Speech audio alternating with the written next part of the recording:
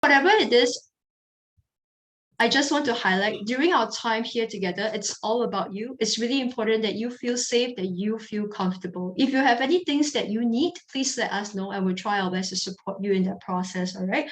So for today, we're gonna be looking, this is kind of the flow for today. We got a chance to hear and know each and every one of you here. We're gonna go a little bit into our talk, and then hopefully with the remaining time, we're gonna be able to have space for the question, for all of your questions over here. All right. Anything related to the topic of movement or even to counseling if you guys are interested.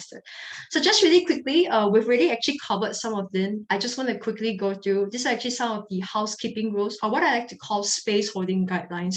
Because as I'm here holding space for you guys, all of you here are also holding space for each other. This is my invitation to you. I know with the presence of COVID, a lot of our life has changed, and what we miss the most is actually the face-to-face in-person session. But I truly believe we can take advantage of what the online platform has to give us, but still take the benefits that come with in person if we're able to have a few guidelines in place. So just really quickly again, for those of you who has your camera on, thank you.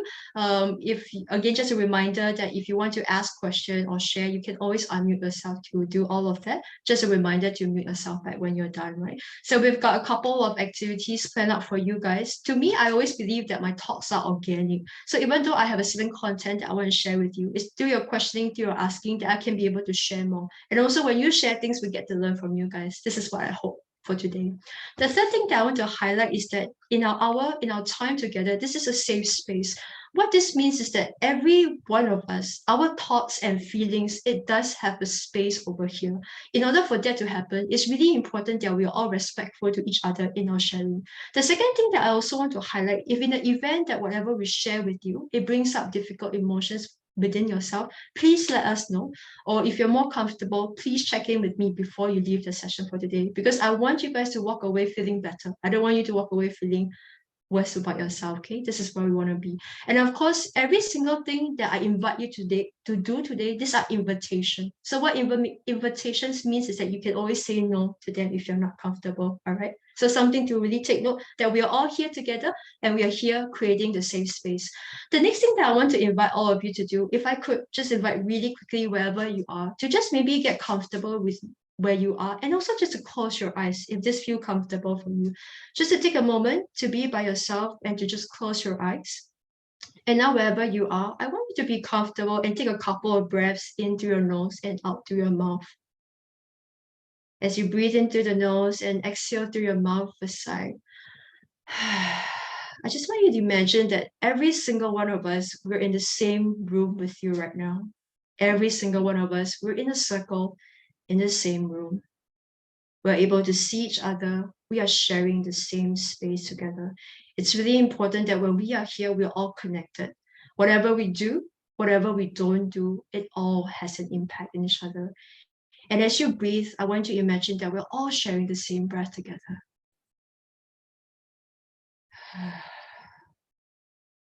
All right. Whenever you need to, you can always take one hand, right hand to your heart, your left hand to just below your belly button. Whenever you need, just to come back to yourself and just hold yourself, okay? And remember, we are all here together. This is something that I want all of you to remember as we move on, okay? So if I could just gently invite you to open your eyes, right? Even though right now in front of you, you see is a screen, all of us, we are in the same space. This is what I want you to remember as we're moving on. Okay, so just really quickly, I know there are a couple of things that I've shared on the talk that we were going to be covering today. So I just want to go through them really quick. So if any questions, you can ask me. So just a little bit about myself and why am I sharing this topic with you. So as you guys know, I'm actually one of the therapists on safe space also. So over here, I actually specialize in, my interest in specialization is actually in working with the body and emotions. In fact, if you work with me as a client, I almost extensively focus on these two things only. And some of the key things that I work with, I love working with, are things on existential issues, emotional regulation, communication and challenges pertaining to relationship. So just a little bit about myself and why I'm here today. So personally for myself, I started my own journey of figuring out who I was back in 2008. So I've been 13 years long into this journey. And till this day, I'm still trying to figure out who I am. And what that also means that a lot of content that I bring to my clients is actually coming from personal experiences. And it also means that whatever worked for me, I share with clients. If they find that it worked, they take it for them. If they find that it doesn't work, we throw them away. That is a philosophy that I come from. So in terms of movement, I've actually been doing movement for 9 years already. For myself, I've only used two modalities in terms of my self-searching. I've primarily used movement and reflection. For those of you who are interested, I can share more. But for myself, I am a Five Rhythms. I'm part of the Five Rhythms community in Singapore and also in Melbourne. So this is part of a huge part of my own journey in finding myself. The other thing that I also want to share in terms of therapeutic movement, I have been offering movement programs for the past 5 years. A lot of the things that I work with, I have worked with different stakeholders, older adults, youth, children, so on and so forth. I've developed my own programs and also had various talks and workshops on topics such as mindfulness, self-care, even topics on that. So these are just some of many, many experiences that I have. If you have any questions that you want to know, you can also kind of let me know and I'll be happy to share them with you, all right? So just really quickly, I also want to share a little bit about what is a counseling orientation. So for those of you who are in the process of going through counseling or contemplating to go through counseling, this is a piece of information that you probably want to know. Because for every single counselor and therapist that you meet, we will all have different orientation. And this information is very important because it actually gives you an insight on how is it going to be like working with the person in front of you. So just really quickly, I want to share with you the counseling orientation where I come from. So you also get an insight to who I am as a person. So firstly, as a counselor, my foundation is a lot in existential therapy. So what that means is that I'm primarily concerned with the meaning and the purpose of life. When clients come to me, when they have a challenge or a struggle that they have, the way that I see is that many times our challenges is because we are not able to be authentic to ourselves. We're not able to be true. And how I support the client to understand and work with that. Every single client that I work with in a different way because we're all very different and we're all very unique. And how I support client to understand is through a combination of both of the lens that you see here, what I call a trauma-informed lens and also a family system lens. Basically, what that means is that a lot of the challenges that we have today, they are partly due to events that has happened before, because a lot of the earlier events, they do shape to a certain degree how we see ourselves, how we see the world, and how we expect to be treated by other people. And a lot of time, these earlier experiences actually is related to our family origin. That's kind of where it is coming from. But to be really honest with you, when I work with clients, we don't always go there because it's a matter of timing. Sometimes we don't have to go there, and sometimes when we're ready, we'll drop down deep. But this is just a very simple idea of how this whole three things come together. Okay, so I am aware I'm going through really, really quick and I'm not really sharing a lot of information. This is really deliberate because whatever I share with you, I just want to share enough for you to ask questions to reflect. That is my intention. If you have any things you want to clarify, please ask and I'll be happy to share them with you. All right. So just really quickly, in front of you, we have what we call the impacts of trauma. Earlier, you heard me say about how the events that we've experienced, they shape a lot who we are. And in part, they do contribute to the challenges that we have today. So just really quickly, when we talk about trauma over here, I am referring to an event that's happened in the past that has a negative consequence on us, whether it's perceived or real, right? That we are unable to change or escape from. That's kind of where we are coming from. And when we talk about impacts of trauma, there are actually three main ways in which trauma affects us. So just really quick, the first pillar that we see over here is challenges in regulating our emotions. The ones that we see over here are things like anxiety, anger, depression, fear, so on and so forth. Challenges in regulating one's own emotion. The second pillar that we see over here is what we call loss of identity. So a person may be engaged in a relationship or in work, but they do not feel meaningfully engaged. And also in more severe cases, sometimes dissociation can also happen. It can occur in the form where a person does not have memory of certain parts of their life, or maybe they feel disconnected to their body. They can't feel their emotions, they can't feel their body sensations over here. And the third one we have over here is that we find that for people who go through trauma, one of the things that is almost always affected is their relationship. They have a lot of problem having meaningful, healthy relationship with other people. So just really quickly, I also want to highlight that when it comes to mental health disorders, primarily what we're talking about is this diagnostic statistical manual of mental disorder, or what we call DSM for short. Currently, right now where we're in the fifth version of it that was released in 2013. And in this version, we have over 100 overdiagnoses. So just really quick, when we talk about mental health disorders, there's actually one way to understand.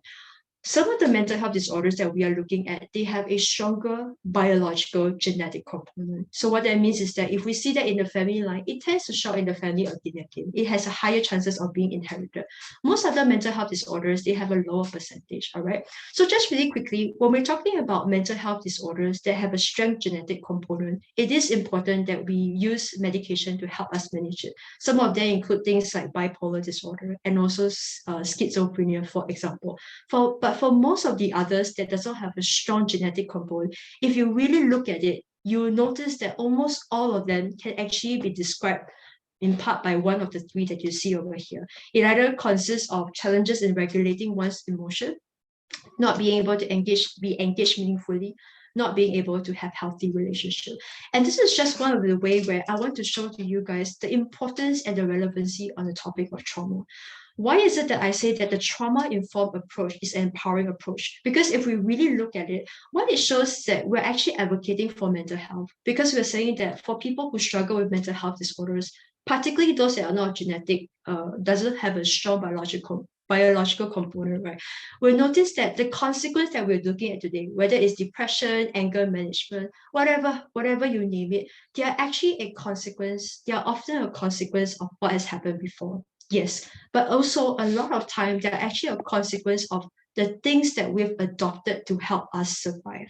So once again, let me repeat that again. Whatever happened before, most of us, where we come from, we say that everyone has trauma. Okay, it does impact us, affect us to a certain degree. For some of us, our struggles today is actually due to the choices that we've made to help us survive in the past.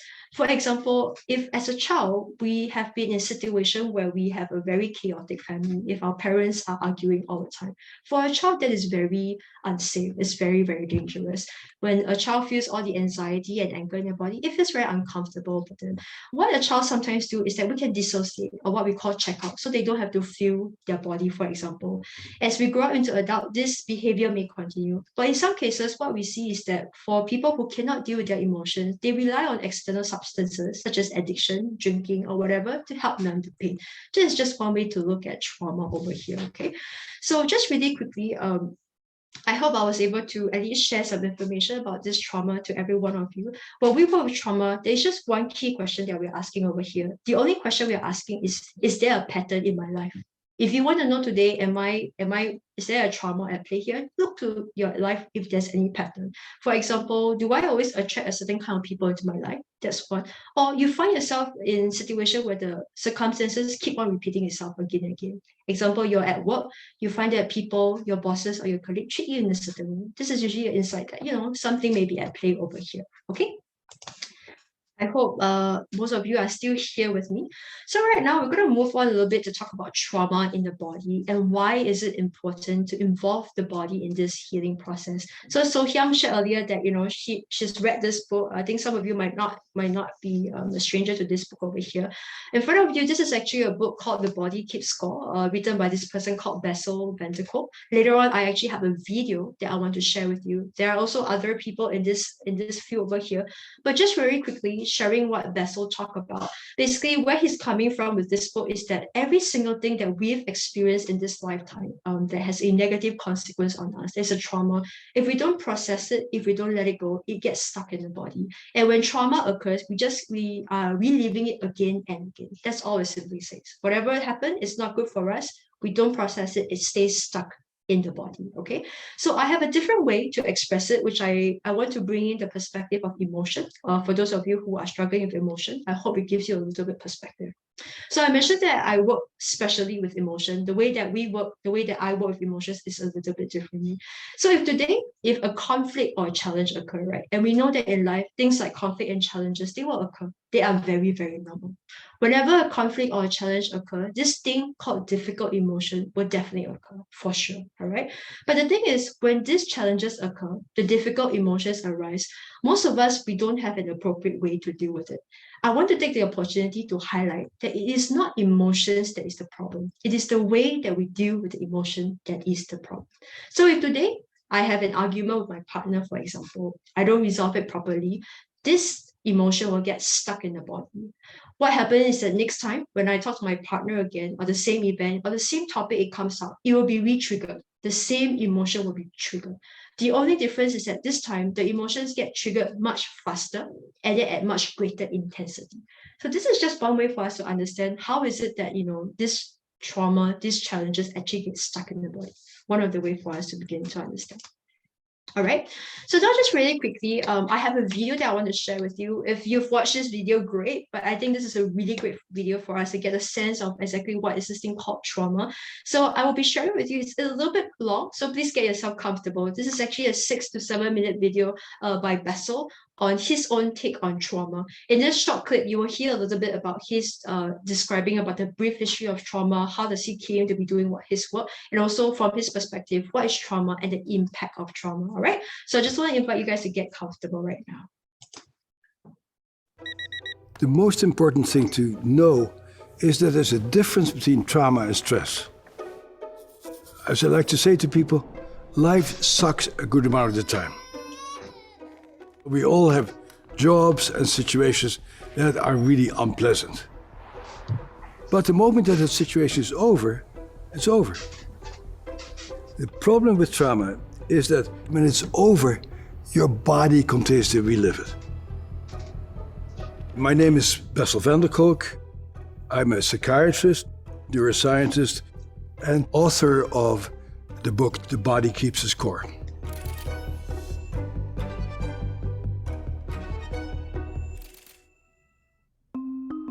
I got interested in trauma on my first day working at the Veterans Administration. 1978 was the year, and the Vietnam War was over by about 6 or 7 years. The very first day that I met Vietnam veterans, I was just blown away. These were guys who were my age, who were clearly smart and competent and athletic, and they clearly were just a shadow of their former self. Their bodies were clearly affected by trauma, and they had a very hard time connecting with new people after the war. Around that time, a group of us started to define what trauma is. And in the definition of PTSD, we write, these people have been exposed to an extraordinary event that's outside of normal human experience. And in retrospect, that shows us how ignorant and narrow-minded we were, because it turned out that this is not an unusual experience at all. People usually think about the military when they talk about trauma, but at least 1 out of 8 kids in America witness physical violence between their parents. A larger number of kids get beaten very hard by their own caregivers.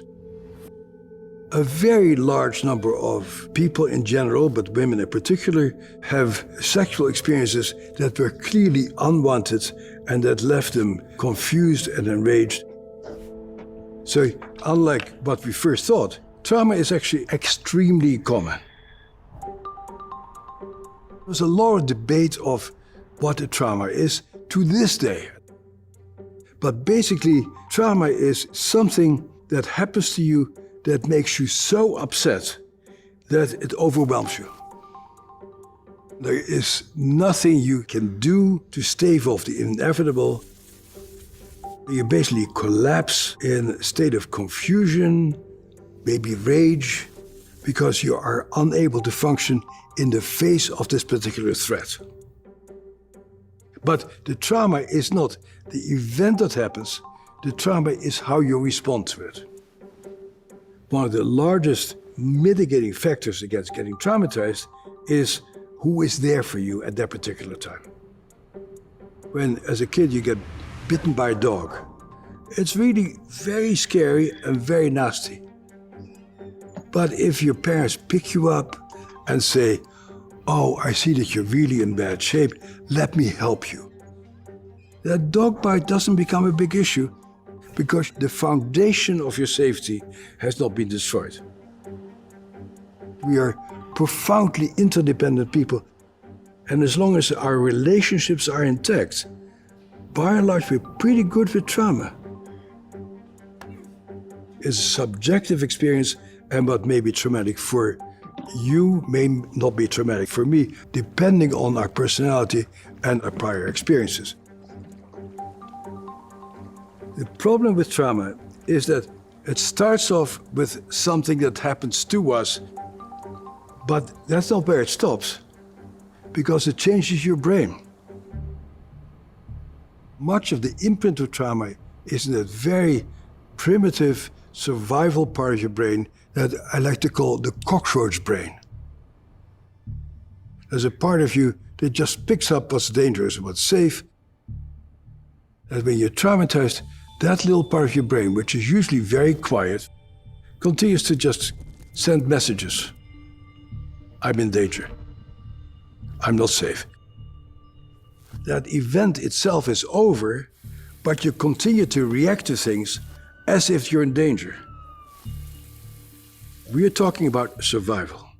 We're talking about staying alive. And so some people go into fight-flight, or on a more primitive level, people's brain shuts down and they collapse. You have these automatic responses that are not a product of your cognitive assessment, they're a product of your animal brain trying to stay alive in the face of something that that part of your brain interprets as a life threat. And the problem then becomes that you are not able to engage, or to learn, or to see other people's point of view, or to coordinate your feelings with your thinking. Traumatized people have a tremendous problem experiencing pleasure and joy. But the core issue is our hormones and our physiological impulses that have to do with survival. Your body keeps mobilizing itself to fight. You have all kinds of immunological abnormalities, endocrine abnormalities, and that really devastates your physical health also. Oftentimes the physical problems are longer lasting than the mental problems. And the other thing that is terribly important is the impact of poverty or the impact of racism. Okay, so I'm just gonna pause over here. So that was quite a big piece from Basil van der Kolk himself. So there is a last remaining a minute or so. He actually goes on to talk about trauma as a systemic and political aspect. So I'm actually going to pause over here. However, if you want to continue to watch the full video or you want to share with someone, I just shared the link with you guys into the chat box, all right? So I hope you guys had a chance to really feel and to think into what he was sharing with everyone. And also, if you've got any thoughts about what of the video that you just watched, I would love to hear from you guys. So I just want to recapture really quickly. One of the key things that he said is really about how trauma is really the response, how we respond to something rather than what actually happened itself. There was also two very key things that he mentioned that I wanted to reiterate. At one part, he talked about safety. Actually, where we are, safety is a huge thing for every single person over here, and also relationship, that being a protective factor for us when it comes to this thing called trauma. Okay, so I know this sounds a bit somber, but this is just a start of the journey, because things will start to pick up when we are able to embrace, experience everything that's happened. All right, so I'd love to hear from you guys later. What were some of the thoughts?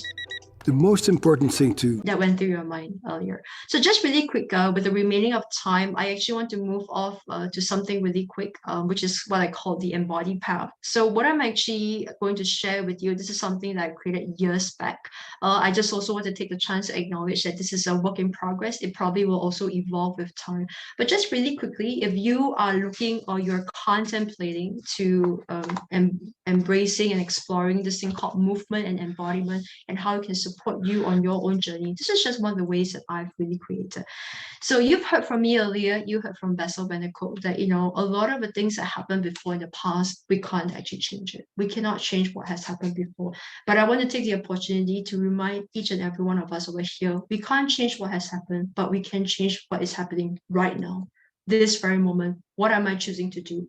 How am I choosing to respond? And this is the thing that I really want to bring to each and every one of us here right now, okay? No matter what has happened before, whatever it is important. But what is even more important is how are we choosing to live today and the days in front of us. So just really quickly, if you are looking towards embracing movement, embodiment as part of your own journey, there are a couple of key things that we want to be able to look at. So you've heard from us that how for a person who has gone through very challenging times, a lot of us, we have very poor and unhealthy or non-existent relationship with the body. So one part of the healing journey is also beginning to re-establish the connection and the relationship with our own body. Because imagine if we are not even able to be with ourselves when difficult things happen, where are we gonna be? Because we're always trying to run away from this moment into the next moment, into the next moment. And that means we're never truly here. This is something that I want each and every one of you to be able to take away with yourself. So if I'm on the path of embodiment, how does that look like? So if you look at the extreme left-hand side over here, what I call the old self. By old self, what we're saying is that the part of us that is, not able to regulate. When we get angry, we explode, or we're relying on drinks or whatever to help us deal with everyday life. This is the part of us that's struggling, that is doing not as well. When we want to begin the healing journey, the first step over here is really begin to reconnect with the body, or what I call arriving into the body. What that simply means is that whenever difficult things happen, all of us here, we've all got our own way to deal with it. Either if I get threatened today, I become bigger and louder than the person in front of me to protect myself, or I get very defensive so I don't get hurt by the person in front of me. But whatever it is, when difficult things happen, when difficult emotions happen, it's really important for us to stay with ourselves and experience all the emotions that happen instead of activating and doing the things that we've been doing again and again. So the first thing is learn to be with your body, okay? When difficult things happen, don't run away, don't shut down, don't numb out, just be present, reconnect with your body. That is the first step. The second step that we begin to do is we move into this thing called body awareness, or what I call articulating the body. What that simply means is that we learn to build a relationship. We begin to, as we sit with our body more and more, we begin to have the relationship. We begin to feel. Right now, when I'm sitting here, I notice that there is a tension in my shoulder, for example, or I feel that my chest is constricted, or I feel this sense of very uncomfortable, like a stone in my stomach. We want to be able to express what the body is feeling right now, because the more we show up for our body, the more we're able to describe what is going on. It shows to the body that we actually care, that we are actually interested. I always have this saying, and this is something that I want to share with every one of us here. The body, this amazing, beautiful body over here, is communicating to us all the time. The thing is, one, are we aware that it's communicating to us? And two, what is it that is communicating to us? When we learn to be present in the body, we receive a lot of the gifts that this body has to share, all right? So it starts off by just being present for here, and then being able to articulate what is going on. So that's just the second step over here. As we begin to do this in a consistent manner, oh no, I feel this tension. Whenever this person says this thing, I feel this thing over here, I feel that over there. As we begin to do this again and again, show up for the body, not running away, being brave, being present, we start to be able to have this greater awareness of ourselves. When this thing happens, when I feel threatened, for example, when I don't know. I can't think of something right now. You know, I feel this contraction in my chest over here. It's a sign that I don't feel safe, that I feel like I want to hide away, so on and so forth. And we start articulating again and again. You start to have information come to you. So this is the realm where I actually go into intuition. For some of the clients that's worked with me in the past, we've moved on to talk about intuition. We've moved on to talk about inner guidance. This is something I would love to share if you are interested. Because when you learn to be in your body is trying to guide you all the time. If you think about a time you met someone and you have a very uncomfortable feeling that, you know, just doesn't feel quite right. When we learn to trust ourselves, our own intuition, it's a beautiful way to live life. But it takes courage to stay with the body and learn to listen and act on what our intuition is trying to tell us. All right.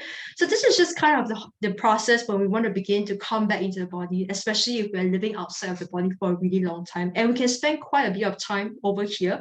But once we're able to get this down as a foundation, the next thing that we want to begin to do is work with the body. So what that means is that we can begin to, whatever we want to do, we involve the body in the process. Things like maybe releasing emotions, or even learning new skills to practice new behaviors or new ways of new ways of being.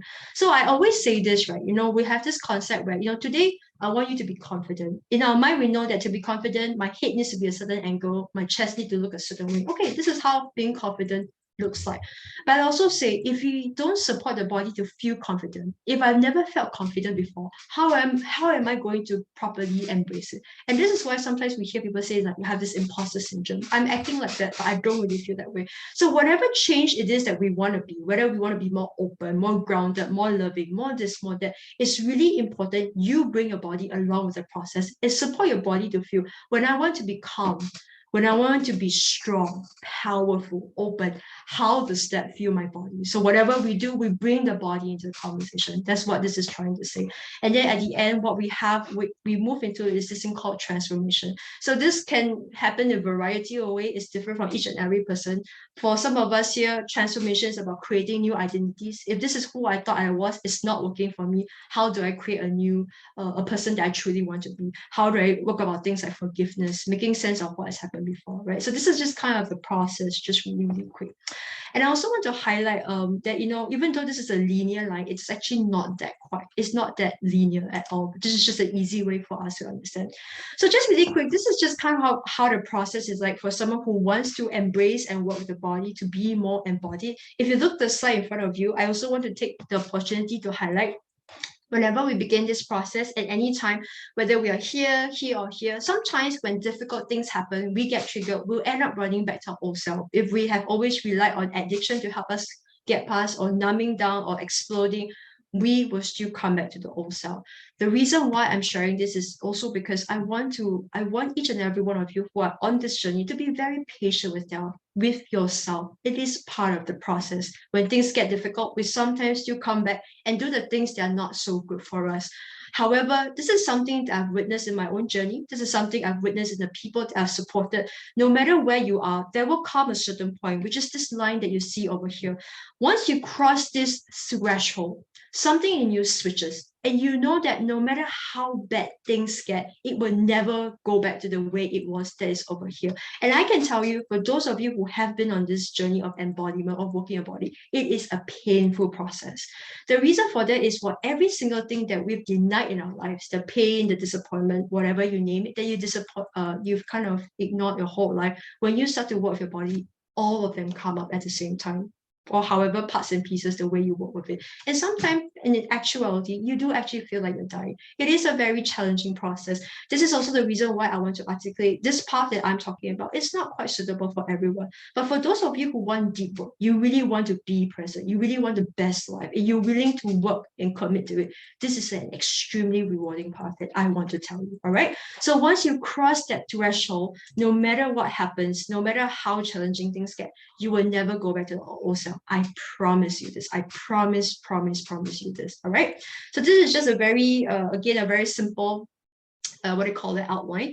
And I'll tell you this will evolve with time also. Okay. So just take it where we are right now. So just really quickly, I'm also noticing the time. It's almost close to 7:45. I do want to have some moment for quick Q&A. I just want to end off my last slide. This is the last content slide over here, this is what I call the concept of a spiral over here, right? So this is something I share with my clients who are doing deep work, and also for my clients who are working on matters of spirituality, the concept of a spiral. So what I want to share with you is that if today you find that you're on this journey, or in the future when you're on this journey, sometimes you spend so much time working on that one thing and you feel like, oh, I thought I've already gotten past it. 3, 4, 5 years later, you find yourself in the same space. And sometimes when that happens, it can get really challenging and really painful.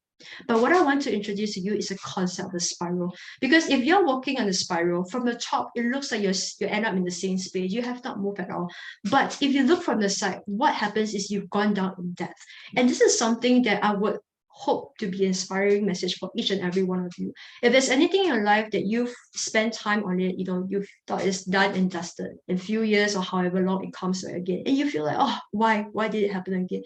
Please have more compassion, more love for yourself, because no matter what happened, even though you're making the same mistakes or whatever it is, you have gotten wiser. You have made the effort, you've gotten the results. Please acknowledge that also. So don't be too harsh on yourself, because even though it feels like the same thing is happening, you are different now. This is something I feel my clients forget. Sometimes I also forget when I'm on this journey. So I want you to remember the concept of a spiral. It may look like you haven't moved from the same spot at all, but if you change your perspective and look at it, you've gone so much deeper, so much wiser. This is something that I want each and every one of you to remember. Okay? So just really quickly, I want to stop share right now. Again, I'm glad no one's dropped out from the call yet. So I just want to open the space for questions. This was actually designed to be more interactive, so you get your questions asked, okay? Because each of us are very, very personal. At the same time, I also want to acknowledge, because the original time is 7:45 p.m. If you need to drop off, please do that. However, if you're able to, please continue to stay with us a couple more minutes. All right, we'd love to hear from you guys. So at this moment, I'm going to pause, and I just want to check in with everyone. If I could just invite you guys to just maybe share one word on how you're feeling right now, okay? Just to do a quick check-in on everyone.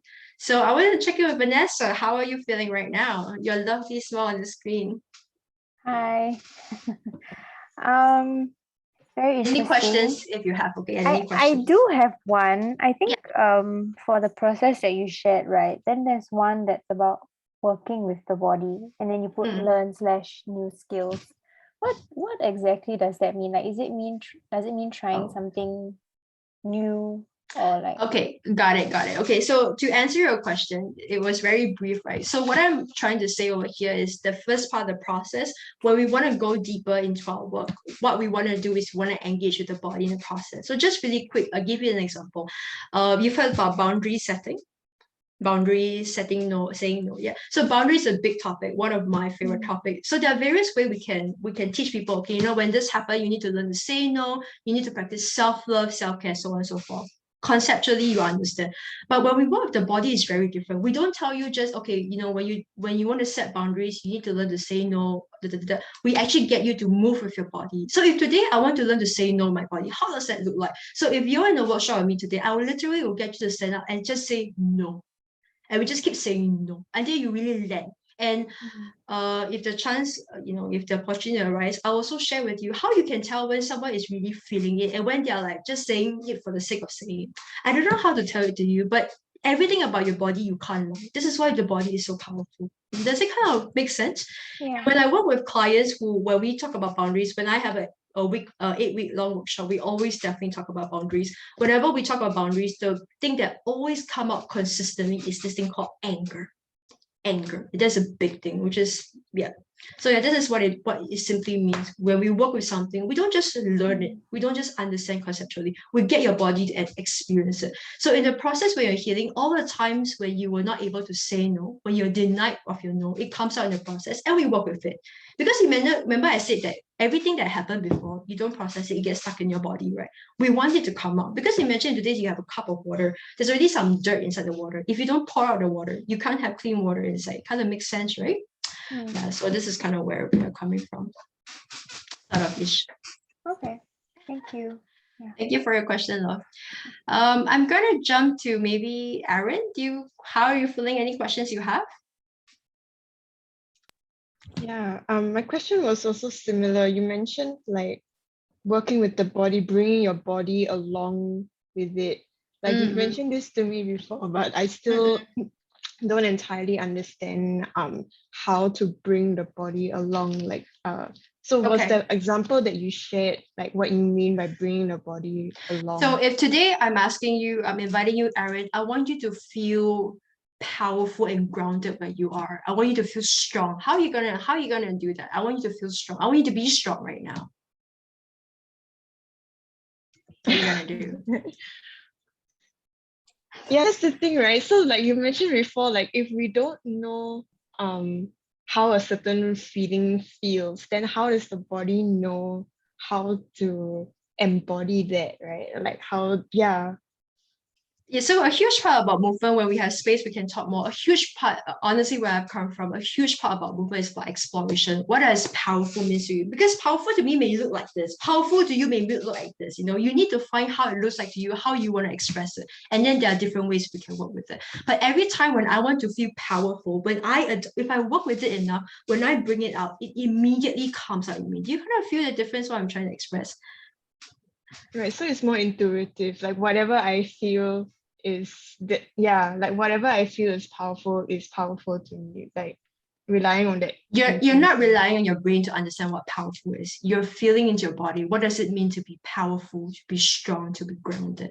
So that when you speak, it becomes your truth. It's not the I think it's like that. I know it in my body, in my feeling. Because the mind is the realm of the conscious. What you know, you can access. But the body and emotion is the realm of the subconscious and unconscious. We don't always know. But once you're able to work with it, showing up again and again, coming to it again and again, it becomes a part of you. It is super, super important, super, super powerful. Something like that. Very hard to explain this part. I gotta find a different way to talk about it. But at least right now, you kind of get where this is. Sort of, but I still don't know how do I know if I know? Like, do you know what I'm saying? Like, how does the body know? Yeah. We can take this a bit further next time when it's more private, okay? Because for every single person, it's a little bit different. But we will have a conversation to support. For those of you who are interested, we can find opportunities to talk more, okay? But thank you for that. If we any more I can answer later on, we'll come back. I want to open the floor to the rest, to Kai, Don, Sophia, and Marty. Do you guys have any questions before we move on from here? You can put it in the chat box if you want to, okay? Okay, thank you so much, Dawn. Take care. From me at the moment, no questions. Thank you so much. All right. Thank you so much for that too, Marty. How about Sophia? One thing, I'm impressed. Okay, thank you. I'm impressed. Thank you for your eloquence and the flow. Yeah. Yes, I do emotional focus therapy. And we also talk about regulation of emotions and listen to the body. But I think I'm still in this journey of learning more about the body. Listening to the body. And for a long time also in my own experience, I just have not paid attention to my body. And when I first learned emotional focus, they say, when this happened, what do you feel in the body? I said, wait, what? I didn't know. And I'm still on the journey. Yeah, it is amazing when I lead clients to listen to their body, then they come to know what they need. Yeah, it is powerful, the body senses. It is amazing. Thank you for that so much, love. I receive, and thank you so much for doing the amazing work where you are, and also for the courage to be really honest with yourself. So that's not easy too, right? So thank you for that. Thank you. Kai, do you have anything you want to? Yeah, I have a question though. So how do you actually realize that you have like trauma in your body? And then another one is, how do you actually begin the journey of self-healing? Like, what's the first step? I hear you. Thanks for your question. Thanks for two of the question. I hope I capture it. So firstly, just a very quick, easy way, if it's even possible, when we're talking about trauma, is we really were looking at patterns, right? We look to our life, whether it's relationship, our work, the way we respond to people, the way people speak to us, whatever, we're looking for pattern. It takes a bit of investigative work over here. That's part one of the question. I think the second part of your question, to be really, really, wait, sorry, that's not the second part of the question. And the other thing I want to add to it, the unfortunate thing, this is my experience, and I could be wrong, and I'm always happy to be wrong. But in my own experience and the people that I work with, most of the time, people don't actually come to address it unless something big happened in their life. You know, they got divorced, they got bankrupt, they got health issue, blah, blah, blah, you name it. And honestly, it does pains me because I've gone through the same process and I never want people to reach to a breaking point before they come in. And this is why we do a lot of advocacy work to tell people. Unfortunately, where we are right now, most of us still, we only want to change when it's painful for us. And for some of us, even if it's painful, we still don't want to change. So what I'm saying is, what I truly believe in all my years of working in this line is that this thing about faith and trust, and that if you get the opportunity to reach out and share like today, I will do that. But you know, whether everyone here will they continue on it, I have no control about it. But when they are ready, they will come. This is what I believe in. So that's the thing that to your question. The second question is how do you know how do you change? Is it how do you address the trauma? Is that what you said? How do you begin the journey of self-healing? What's the first step? I think the first step is you want to be better. Or if there's any area in your life that you know you're like, I don't know, whatever brings people to their journey is all very different. For me, my journey started off asking who is Wan Ting. I don't know who this person is, you know. I've living my life so much based on responding to other people. That was the trigger for me. Yeah, and so, and for someone else, I really have no, I don't know how to answer you. It really depends on what is the factor that bring. It could be a relationship. Maybe you want to, you know, you have a relationship, you're not happy, you want to be more authentic, have better relationship. It could be work. It could be whichever. But a really huge cue for me is when I ask every single person, every single moment of your life, are you living joyfully? Are you in a loving? If you're not, then maybe it is an invitation for us to go even deeper, dive in deeper. I don't know if that kind of makes sense to you. It really depends on what works for you. For me, authenticity is the main thing.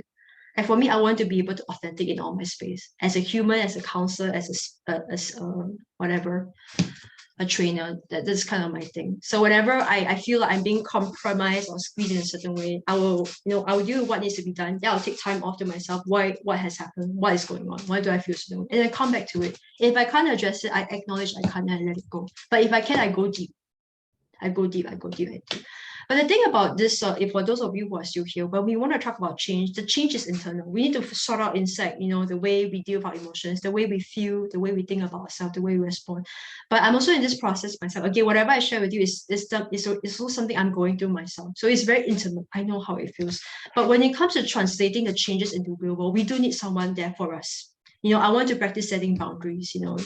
Yeah, I have a committed person that, you know, I practice with. And we'll make mistakes. That's the thing. We will make mistakes. And we need to find a way to be held and nourished when we make mistakes. If I can't do that for myself, is there someone there for me that, you know, can do that? I have a feeling I didn't answer your question. Did I answer your question over there? But I think we did, like trying to see what's my own like perception and concern, you know, like which part of my life that I think that needs work. Yeah. I think maybe a great place to start is where you are. Are you, I don't know really what's important to you. Are you satisfied? Are you joyful? What's your thing? Do you feel engaged? Like, you know, if you feel like something's not quite right, wherever, then maybe that's an invitation to go deeper. But this is also the reason why I say for most of us, until something hit us, we are not ready to change. I have not seen an exception to the case, to be honest with you. I have not seen an exception. No one in my life has, oh, you know, I don't feel something is quite good, I want to change it better. If something really terrible happened, they are ready to change. So hopefully something will shift. I don't know. I really don't know. But whatever, I will hang out. You guys want to talk more, we can talk more, okay? Because I actually have 2 more questions that I want to share with you guys really quick, okay? So I'm really, really thankful to all of you for being here the past hour or so. So in front of you, I actually have 2 questions from Safe Space. I just want to hear from all of you who are still present. How do you find today's webinar and whether it was helpful, supportive for you? Of course, if you've got more questions, you can keep them coming. I would love to take them from you anytime, okay? So just to take a moment to scan the QR code, access the slide, the link with the code that you see, Save Space 2. And just let us know, how did you find the webinar? Was it supportive for you? Was it helpful for you?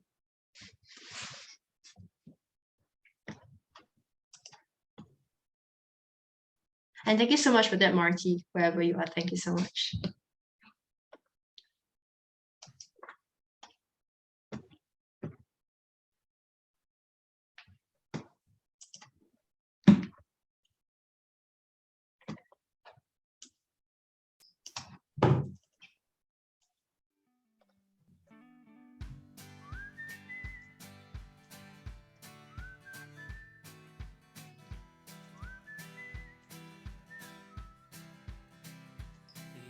This life is one act. Why do we lay all these traps? We put them right in our path when we just want to be free.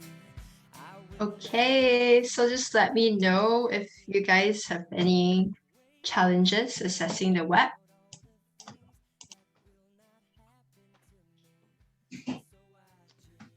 Okay, so I'm just gonna go on to the next one. Second question. This one is, do you actually feel more empowered to overcome your concerns? Particularly over here, we're looking at this thing about self-healing, self-finding, supporting you on your own personal development. Did whatever we covered today, was it supportive for you? Let us know so that we can do better.